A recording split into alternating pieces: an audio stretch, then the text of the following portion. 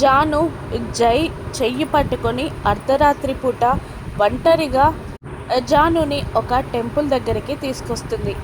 జానుని విచిత్రంగా చూస్తూ, ఏంటి జాను ఇది, నాతో మాట్లాడాలని చెప్పి ఇంత దూరం ఒంటరిగా ఎవరూ లేని ప్లేస్కి తీసుకొచ్చావేంటి అని జై జానుని అడుగుతుండగా, జాను చాలా ప్రశాంతంగా ఇలా అంటూ ఉంటుంది, ఇకపై మీ వల్ల నాకు కానీ నా వాళ్ళకి కానీ ఇబ్బందులు రాకూడదు అనగానే, అస్సలు రానివ్వను జాను అని అంటూ ఉంటాడు జై. మీ ప్రేమ వల్ల నేను నా వాళ్ళు ఇబ్బంది పడకూడదు అని జాను అంటుండగా, అస్సలు ఇబ్బంది పెట్టను, మీరు ఇబ్బందులు పడనివ్వను అని జై అంటూ ఉండగా, మీరు నన్ను ప్రేమించినట్టే నా ఇష్టాల్ని నా అభిప్రాయాల్ని గౌరవించాలి అని జాను అనగానే, అలాగే గౌరవిస్తాను అంటుంటాడు జై.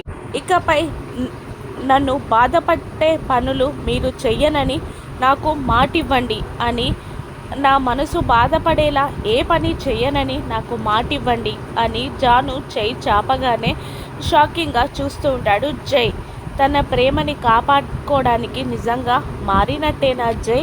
జానుకి మాటిస్తాడా? రాను నెప్సెస్లో చూద్దాం. Thank you for watching.